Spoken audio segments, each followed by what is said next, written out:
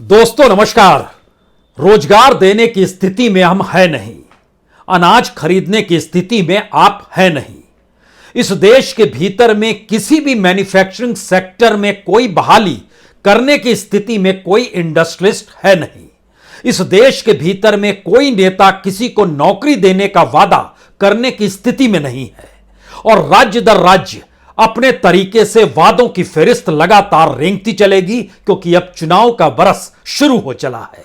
हिमाचल से बात शुरू होगी, गुजरात होते हुए यह तेलंगाना पहुंचेगी, राजस्थान और छत्तीसगढ़ होते हुए यह धीरे धीरे नॉर्थ ईस्ट राज्यों को भी अपने दायरे में लेगी और उसके बाद हमारे सामने 2024 का चुनाव खड़ा हो चला होगा। चुनाव में जितना खर्च किया जाएगा, जितनी ब्लैक मनी उसमें निकलकर नेताओं के जरिए जनता के बीच बांटी जाएगी या फिर दिखाई जाएगी, अगर इन सब को जोड़ना शुरू कर दीजिए तो एक सवाल आपके जहन में तुरंत आएगा, सब कुछ तो हमारी आंखों के सामने है। राज्यों को पैसा देने की स्थिति में केंद्र सरकार नहीं है। टैक्स के अलावे इस देश में पैसा कहीं से सरकार के पास आ नहीं सकता है। सरकार की रईसी इस देश के टैक्स पेयर के पैसे से लगातार चल रही है। संविधान के तहत जो भी जांच एजेंसियां हैं या फिर जो भी कॉन्स्टिट्यूशनल एजेंसियां हैं, अपने तौर पर वह भी आंख मूंद चुकी है। तो फिर चुनाव में होने वाला पैसा कहां से आएगा और उसे जो देगा उसके बाद वो पैसा कैसे समेटेगा? यह कॉरपोरेट और राजनीतिक सत्ता भर का खेल नहीं है, यह तो उन परिस्थितियों की देन है जिसमें इस देश को डूबना है। इस देश को डुबाने वाले वही नेता हैं जो इस देश को उभारने का जिक्र करेंगे और बताएंगे बार बार कि देखिए हम उन्नति के रास्ते इस देश को ले आए हैं। उसके भीतर अलग अलग छौंक होगी, वह राष्ट्रवाद की छौंक होगी, वह राष्ट्रीयता की छौंक होगी, वह शायद विकसित अर्थव्यवस्था की छौंक होगी और शायद दुनिया की कतार में भारत कितना चकाचौंध में समा चुका है उसके आंकड़ों को रखने की सोच होगी। रखने का काम वही मीडिया करेगा, जिस मीडिया का अपना बिजनेस इंटरेस्ट सत्ता के साथ खड़े होकर ही पूरा हो सकता है। लेकिन इस पूरी प्रक्रिया के भीतर चुनाव आयोग की खामोशी, सुप्रीम कोर्ट का दूसरी तरफ देखना, इस देश के संवैधानिक संस्थानों का आंख मूंद लेना। तो आइए जरा समझने की कोशिश करते हैं। हिमाचल प्रदेश का डाटा निकल कर आ रहा है 5 से 8 हजार करोड़। पुराने चुनाव और हर चुनाव के बाद बढ़ती हुई पैसों की तादाद जो कि चुनाव में ब्लैक मनी के तौर पर लाई जाती है, वो कहां से आती है, कहां काफूर हो जाती है, कोई नहीं जानता है। लेकिन उसके बाद गुजरात चुनाव तकरीबन 25 से 30 हजार करोड़ रुपया, यह कहां से आएगा, कौन लुटाएगा, किस रूप में लुटाएगा, कोई छुपी हुई बात नहीं है। आरबीआई जानता है पैसा कहां पर दबा पड़ा है। आरबीआई को पता है कितने नोट इस देश में छपे हैं, कितने नोट गायब हो गए हैं। जो कैशलेस ट्रेडिंग चलती है उसकी कितनी बड़ी तादाद है और कैश को लेकर कितनी बड़ी तादाद है। गुजरात और होते होते जब आप 2024 के द्वार पर पहुंच जाएंगे, इस बीच में जो 8 राज्यों के जो छोटे बड़े राज्य हैं, तमाम जगहों पे जो चुनाव होंगे, उसका जो पूरा का पूरा आंकड़ा है ये 2 लाख करोड़ को छू सकता है।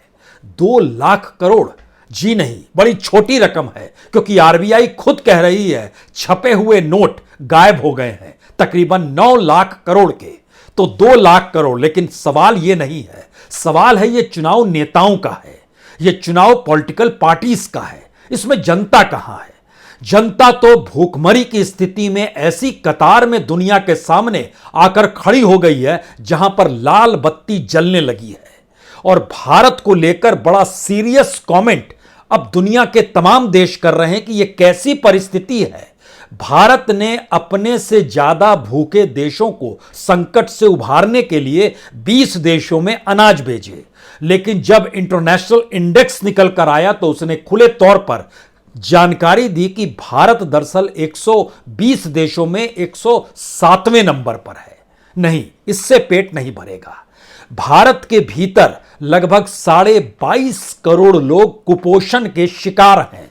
दुनिया भर में उनकी तादाद 88 करोड़ है। जी नहीं, इससे भी पेट नहीं भरेगा।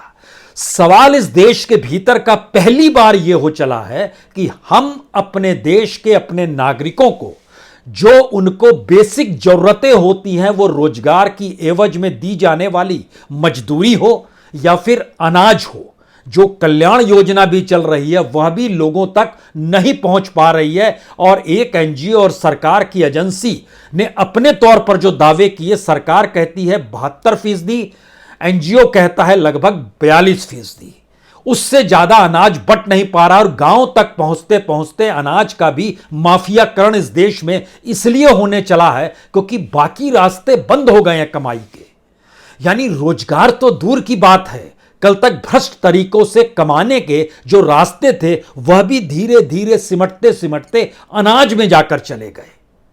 तो अब जरा यहां से बात शुरू होती है कि इस देश के भीतर की यूनिवर्सिटीज का बजट सरकार के पास है या नहीं है। जो बजट होता है वह एक बजट गुजरात चुनाव में काफूर हो जाएगा, लेकिन इस देश की सेंट्रल यूनिवर्सिटीज का जो बजट है वह दे पाने की स्थिति में भी यूजीसी अगर नहीं है तो। और जो 2 लाख करोड़ का आंकड़ा हम आपको तमाम राज्यों से घुमाते हुए चल रहे हैं, इसका मतलब बहुत साफ है कि इस देश के नेताओं के पास बहुत पूंजी है और उनके सरोकार आम लोगों से सिर्फ इतने भर होते हैं, तुम्हें क्या चाहिए, तुम्हें जो चाहिए दे देंगे, चुनाव जिताने के लिए ये काम करो। ये काम करते वक्त तुमको दिहाड़ी कहीं बाजार में उपलब्ध दिहाड़ी से 10 गुना ज्यादा देंगे। तुम बूथ पर भी सुबह से लेकर शाम तक बैठोगे तो मनरेगा के मजदूर को जितना मिलता है उससे लगभग आपको जो मिलेगा उसको आप 100 से गुना कर दीजिए, हम आपको उतना देंगे।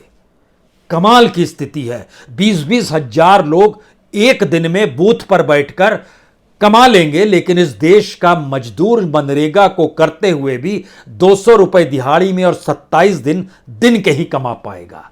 तो क्या धीरे धीरे यह देश की आर्थिक परिस्थितियां उस पॉलिटिकल इकोनॉमी में समाने लगी है जिस पॉलिटिकल इकोनॉमी का जिक्र कल तक इस बात को लेकर होता था कि आप कॉरपोरेट को दीजिए बहुत सारी रियायतें, बहुत सारे कौड़ियों के मोल इंफ्रास्ट्रक्चर, वो आपको रिटर्न करेगा, आप उसको जनता में चुनाव के वक्त खर्च करेंगे और उससे जो कमाई होगी उस कमाई के जरिए आप चुनाव जीत जाएंगे।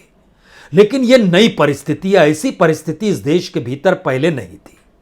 यह परिस्थिति यह है कि दरअसल इलेक्शन के समय नेताओं के जरिए जो पैसा निकल कर आएगा वो पैसा क्या एक तरफा होगा या सारे नेता उस पैसे की खोज में रहते हैं कि इलेक्शन है, गाड़ियां दौड़ेंगी, पेट्रोल चाहिए, और सरकार कहती है यही तो इलेक्शन के समय की इकोनॉमी होती है जिसमें रफ्तार आ जाती है और भारत के भीतर इसीलिए कोई अर्थव्यवस्था को सिकुड़ा नहीं सकता है, यकीनन नहीं सिकुड़ा सकता है, क्योंकि बीते 8 बरस के दौर में जितनी भी सरकार ने कल्याणकारी योजनाओं का ऐलान किया जो सीधे जनता तक डायरेक्ट बेनिफिट के तौर पर मिल रहा हो या बाकी योजनाओं के तहत, अगर उसको भी जोड़ना शुरू कीजिएगा तो वह कुल मिला के 1,67,000 करोड़ बनता है।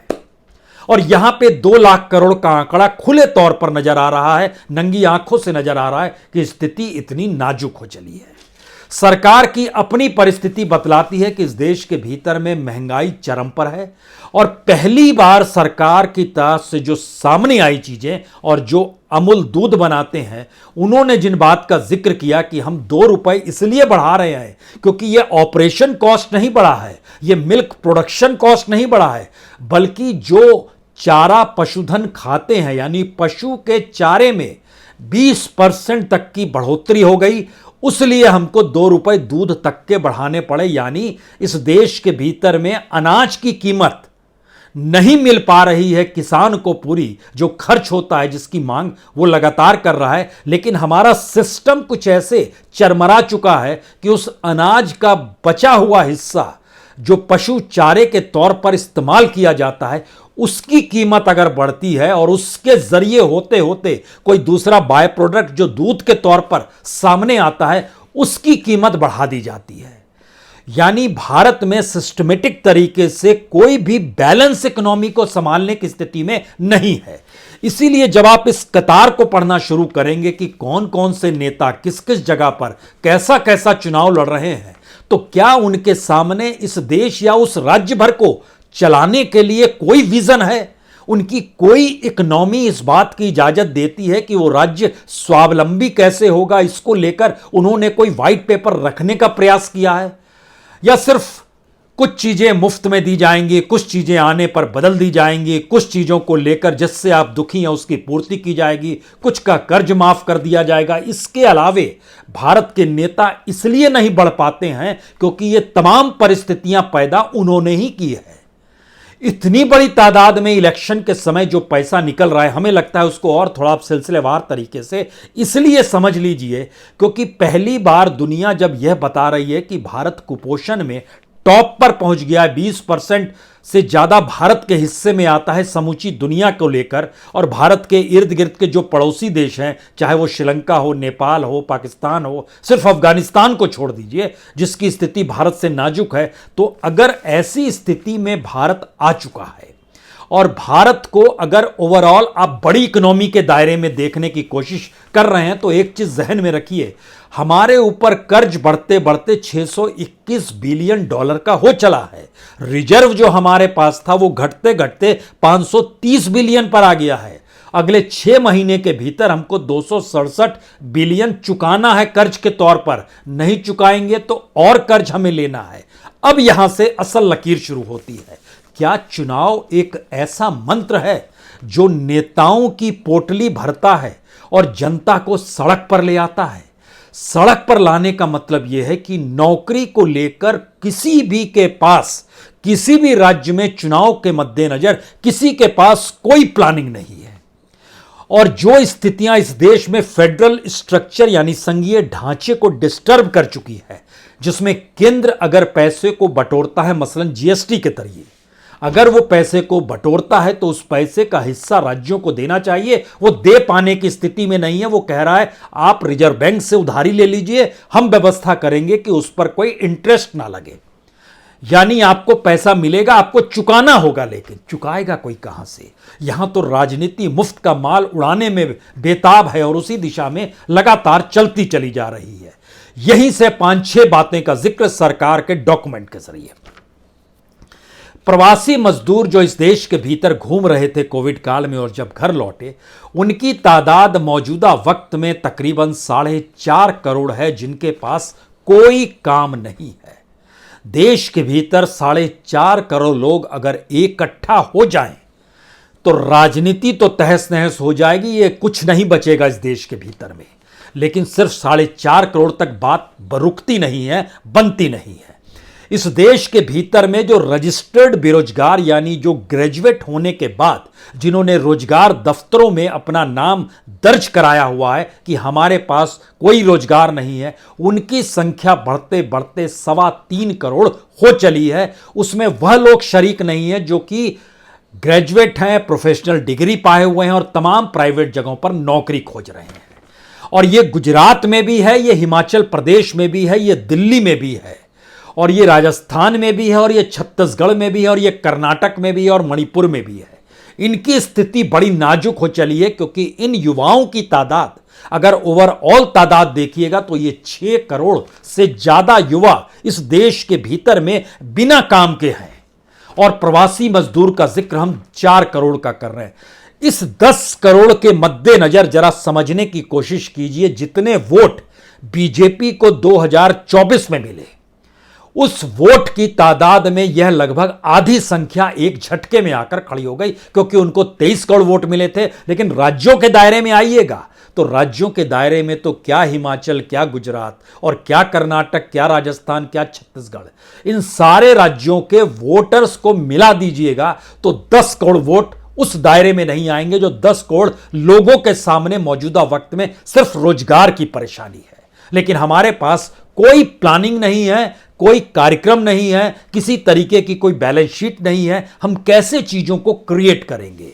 क्योंकि ढांढने हुई परिस्थितियों में इस देश के सार्वजनिक उपक्रम जो कल तक रोजगार देते थे वह अगर बीते 8 बरस के भीतर घटने लगे हैं, और घटते घटते उनकी तादाद भी लगभग 50 लाख से ज्यादा इस दौर में घट गई जो खास तौर से कोविड से पहले के साल से 2018 से शुरू होता है, उनका अपनी जो कमाई थी डिविडेंड के तौर पर वो कम हो गई और इस दौर में तो और कम हो गई है। और जो सबसे मुनाफे वाली कंपनियां, वो कोल की हो या फिर वो तेल की हो, दोनों के डिविडेंड कम होते होते सरकार के हाथ खाली हो गए, तो सरकार के पास इतना पैसा कहां से आएगा।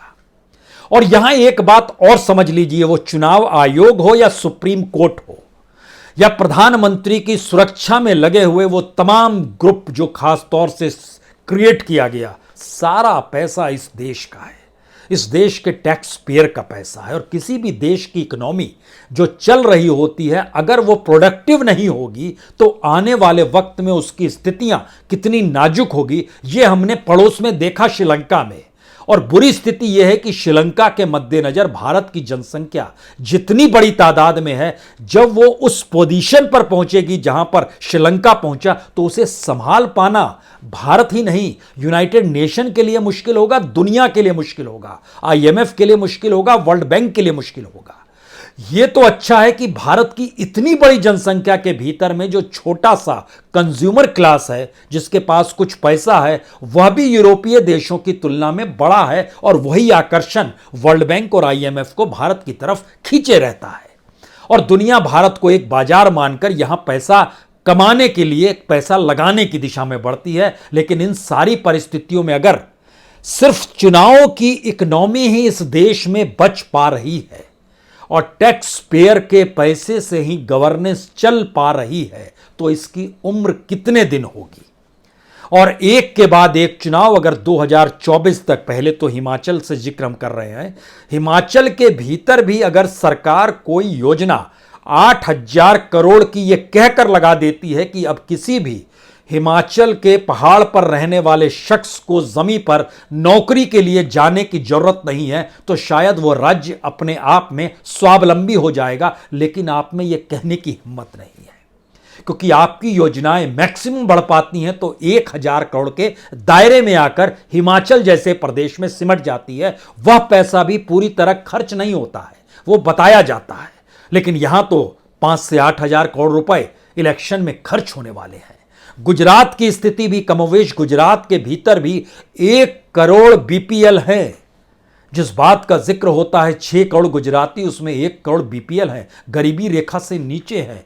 उनके लिए कोई प्लानिंग 10,000 करोड़ की बना डाल सकते हैं क्या, जो 30,000 करोड़ रुपए ब्लैक मनी के तौर पर, और पता नहीं कहां कहां से पूंजी आएगी, क्योंकि उसको देखने वाला इस देश के भीतर में कोई नहीं। और आपने सुना भी नहीं होगा कि चुनाव आयोग ने किसी को इलेक्शन के दौरान जो पैसा खर्च किया जाता है उसमें पकड़ा हो और उसकी सदस्यता रद्द कर दी हो, आपने नहीं सुना होगा। और सुप्रीम कोर्ट के भीतर भी यह मामला इस रूप में कभी गया ही नहीं है आज तक कि नकेल कस दी जाए कि पैसा इससे ज्यादा खर्च नहीं नजर आना चाहिए। कैश भी पकड़ा जाता है, शराबें भी पकड़ी जाती हैं, ज्वेलरी भी पकड़ी जाती है, लेकिन सजा किसी को नहीं होती है, क्योंकि उसके बाद वही लोग चुनाव जीतकर इस देश का कानून बनाते हैं। तो फिर आपके पास बचा क्या। और जब नहीं बच पा रहा है तो उसके अगली फितरत को जरा समझने की कोशिश कीजिए। जो पूरा सिस्टम है वह भारत को कहीं टाइटैनिक में ना कन्वर्ट तो नहीं कर रहा है, क्योंकि हमारा पूरा सिस्टम पॉलिटिकल इकोनॉमी पर ही टिका हुआ है, इलेक्टोरल प्रोसेस पर ही टिका हुआ है। और जो पिछले 2019 के चुनाव में कहते हैं 1 लाख करोड़ से ज्यादा का खर्च उस चुनाव में हुआ, और 2014 से जो रफ्तार भारत में चुनाव पर खर्च करने की पकड़ी गई है, उसमें इलेक्शन कमीशन द्वारा निर्धारित राशि अलग है, बाकी राशि जो है ये उससे अलग है। और वो कहां से आती है, किस रूप में आती है, जब देश कुपोषण की स्थिति में है, बाल मृत्यु की दर में है, भूख की दर में है, इंडेक्स, हंगर इंडेक्स दुनिया का, उसमें भारत सबसे निचली कतार में आकर खड़ा हो चला है। तो ये पैसा किसके पास है? और अगर ये पैसा जिनके पास है और उन्हें ही विधानसभा और पार्लियामेंट के भीतर बैठना है, तो वो ऐसा कानून कैसे ला सकते हैं जिससे इस जनता का हित हो, क्योंकि वह तो उनका सिस्टम अपने आप का एक ATM बन चुका है।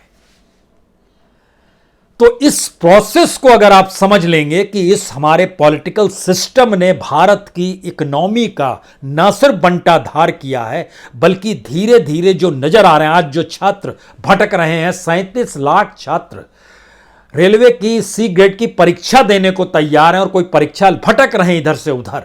ऐसी स्थिति में ये देश तो आने वाले वक्त में हर तबके को सड़क पर आना है। इसका मतलब यह है कि किसी का नंबर बाद में आएगा, किसी का नंबर कल आएगा। लेकिन क्या किसी राज्य के भीतर वोटरों का यह ऐलान हो सकता है कि आप इन बातों को लेकर हमें बताइए सिस्टमेटिक तरीके से कितने रोजगार कब तक देंगे, किसानों की खेती की एवज में उनको दाम कब तक देंगे, कितनी इंडस्ट्री कितने दिनों में किस रूप में लगाएंगे, इस राज्य की जो न्यूनतम जरूरतें हैं उन जरूरतों को पूरा करने के लिए आप पैसा कहां से कोई पूछ सकता है? इस देश के भीतर में नहीं पूछ सकता है, क्योंकि सारे सवाल कैबिनेट की बैठक और उस कैबिनेट से पहले विधानसभा या लोकसभा के पटल पर ही चलते रह जाते हैं और वहां पर कोई जिम्मेदारी नहीं होती है सिवाय इसके कि बताया जाता है कि हां ये स्थिति है। तो सरकार भी तो बता ही रही है, हमारा व्यापार घाटा बढ़ गया, हमारी रिजर्व करेंसी कम हो गई, हमारे ऊपर कर्ज बढ़ गया, हम इस दौर में चावल और गेहूं खुले तौर पर बता रही है कि एफसीआई के गोडाउन में सबसे न्यूनतम स्तर पर है। सरकार खुद बता रही है बीते 18 महीनों से थोक महंगाई दर 2 डिजिट में लगातार चल रही है, जो इससे पहले नहीं चलती थी। खुद बता रही है कि खुदरा महंगाई दर इस देश में बैंक से मिलने वाले इंटरेस्ट रेट से ज्यादा है। सब कुछ सरकार खुद बतला रही है और उस पर चुनाव की इकोनॉमी जो धीरे धीरे इस देश के हर शख्स को या तो पॉलिटिकलाइज कर देती है, उसका राजनीतिकरण कर देती है और उसको अपने साथ जोड़कर आने वाले दूसरे लोगों के लिए वह उसको शॉक ऑब्जर्वर का काम करती है, या फिर कोई दूसरा रास्ता सिस्टम के तौर पर इस देश में बनाया ही नहीं जाता है कि आप सिर्फ चुनाव देखिए, चुनाव में होने वाले खर्च को देखिए, उस खर्च के आश्रय अपना पेट भर लीजिए,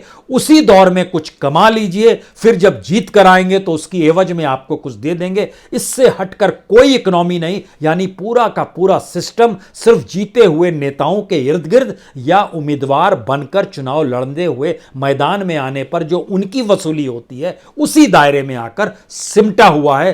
तो क्या इस देश को ये डुबा देंगे नेता? ये सवाल खुद से पूछिएगा। बहुत बहुत शुक्रिया, बहुत बहुत शुक्रिया।